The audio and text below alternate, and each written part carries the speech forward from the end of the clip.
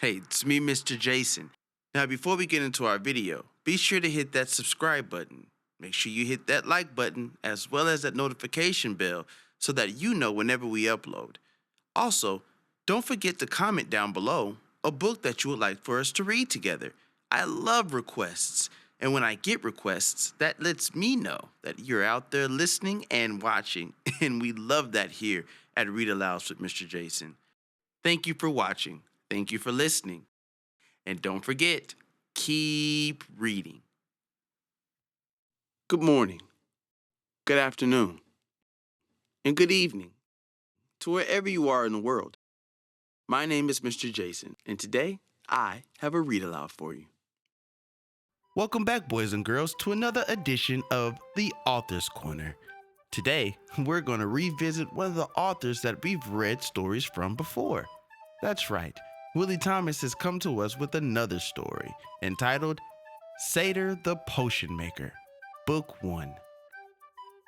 This is your first time hearing a book from Willie Thomas. Let me tell you a little bit about him.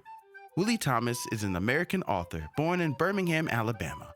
He currently resides in North Carolina. Storytelling and writing books has always been his life's passion and goal. By the time he reaches the century mark, he would like to have over 100 different books completed, each with his own unique voice and tale.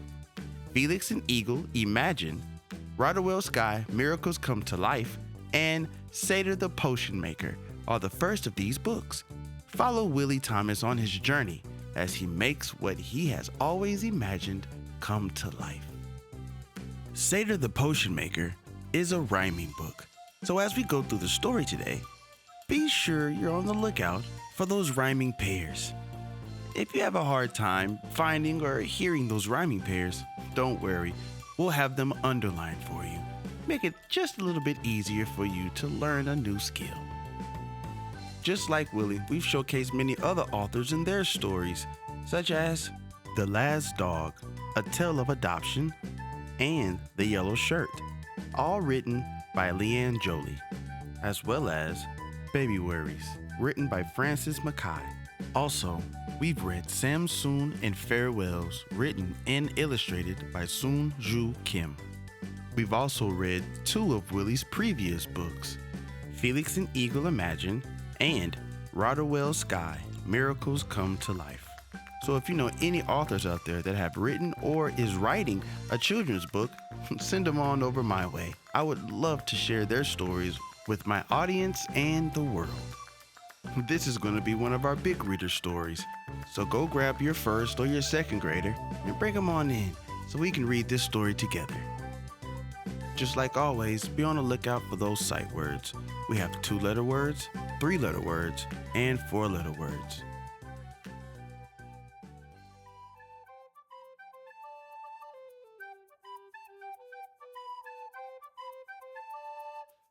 For our parents and our teachers, here are some key indicators that this story teaches. If you have any questions on how these indicators are presented throughout the story, feel free to leave a comment down below, and I'll be more than happy to share how these indicators contribute to the story as well as to the milestones your children should be reaching at this age. Without any further ado, let's get into our story.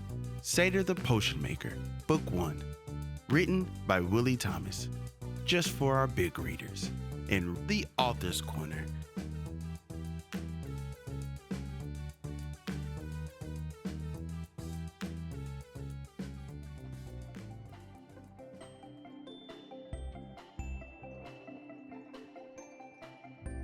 A young potion maker, at the ripe age of 8, had entirely too much on his plate. From school and potion making for the entire town, he simply lacked time to just play around. His father owned a potion shop full of glam and glitz. There were balloons, bottles, and jars within its midst. People of all ages wanted spells and charms, but it was potions they were making that did no harm. He mixed them in a cauldron as black as night. The depth of it kept the ingredients out of sight. when bursts of orange colors would often light. The elixir's potency showed its awesome might. He swirled the ingredients with a long wooden spoon. Customers watched while hoping he'd be done soon.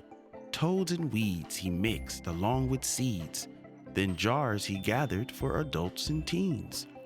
His robes were baggy, his hat 3 sizes too large. He often thought of himself as being in charge. He enjoyed what he did and opened the doors to all. Whenever his father needed him, he answered the call. He went by Satyr, and elixirs were his craft. He lacked natural talent and transformed a customer into a giraffe. Try as he may, try as he might, his tonics usually weren't correct or right.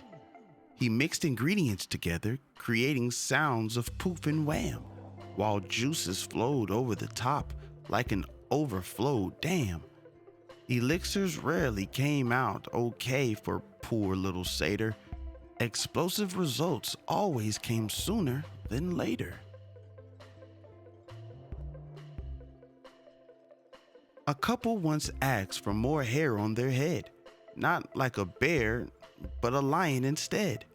He tried to concoct a serum of hair growth to their delight, but ended up giving the couple quite a fright.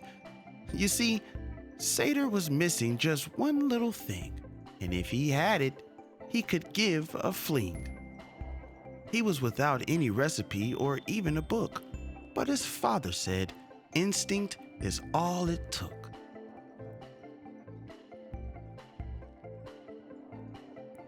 A comrade of his entered the shop one day. He grabbed what he needed fast because he couldn't stay. Before he left, he whispered, "I didn't tell." Satyr once accidentally gave him a tell. One stormy night, an expectant mother entered the shop, just as her husband went over to look at a clock. So Satyr stopped to ask her, "How may I help you?"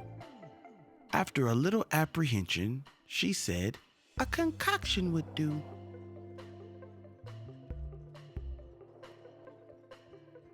She was deeply concerned about her bundle of joy. A witch put a spell on her unborn boy. He hadn't slept in days, and neither did she. Satyr had just the right tonic. Just wait and see. Satyr rolled up his sleeves and gave them a smile, because he knew he'd be done in just a while. He sprinkled just a dash of sea salt in the pot and added different items in with the entire lot.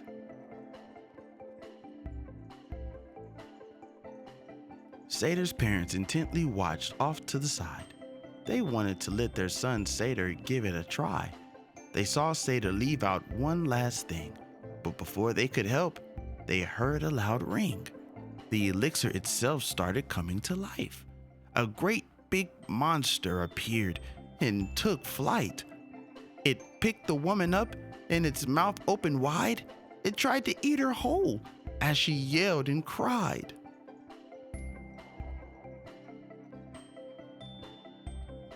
Satyr's parents dashed over so they could intervene. The father's hand was filled with spice, so he gave it a fling. The enormous monster began to vanish right from the room as the couple vowed not to come back anytime soon. One day, Satyr looked over at his busy mom and dad, and they collected coins and loaded bags.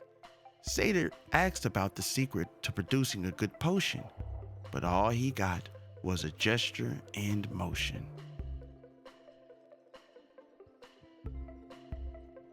His father quickly pointed to a lengthy shelf that was sitting just off to his immediate left. There were way too many spices among the group, and it threw little Satyr for a terrible loop. He spazzed out entirely, twirling, and even cried. He was terribly lost, no matter how hard he tried. He decided to dry his tears, smile, and stand up. He'd simply make an elaborate potion to give him luck.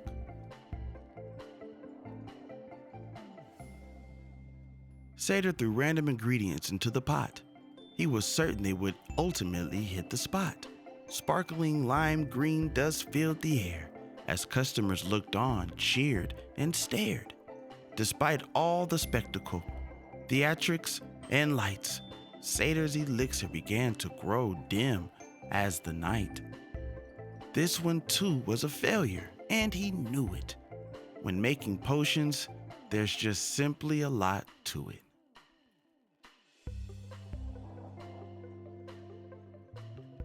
In came a police officer, as happy as can be. He asked to be taller so he could better see.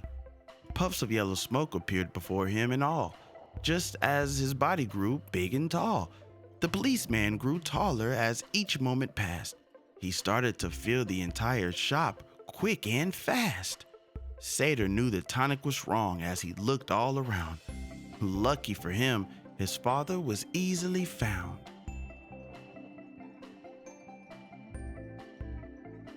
His father appeared and reversed the effects. He made the right potion and shook the officer's hand out of respect. The police officer then went on his merry way. He had an appointment to make, so he couldn't stay. Even after all the problems, people kept appearing. It gave them joy and excitement after seeing and hearing that Seder's father would pass out daily anti-aging cream, which pleased the customers greatly as they would say bye and leave. Seder came from a line of witches, wizards, and priests, yet he still lacked the knowledge and skill to say the very least. His concoctions took hours to brew and stew, but not after his father told him what to do. His father insisted he add lots of cinnamon and spice, for it made every potion work just right. Upon doing so, Seder improved his level of skill and jumped up and down, the feeling of the thrill. The next day, he put the secret ingredients to good work while helping another kid repair his mother's skirt. The elixir came out perfect and fine as can be, which allowed Seder and the other kid to beam with glee. He wished he collaborated more with his wise dad. Maybe then his talent wouldn't have been so bad. Still, Seder enjoyed what he did and wouldn't run. After all, making potions was so much fun.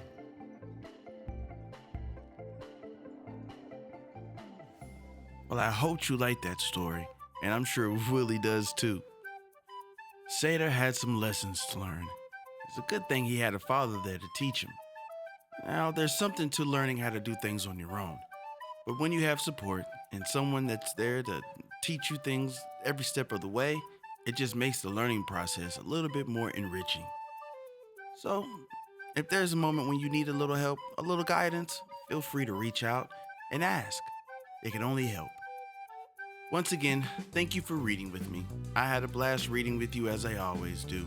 While you're here, don't forget to like, subscribe, leave a comment down below, and continue to share these stories, especially our Author Corner stories. I want to get these authors as much exposure as I can. I know they would love to see the numbers for their stories to go through the roof, and I would too. So let's do our part and continue to share the stories that we read together. Well, looks as if we finally come to the end of our story. Thank you for reading with me. I can't wait to read again with you soon. And don't forget, keep writing.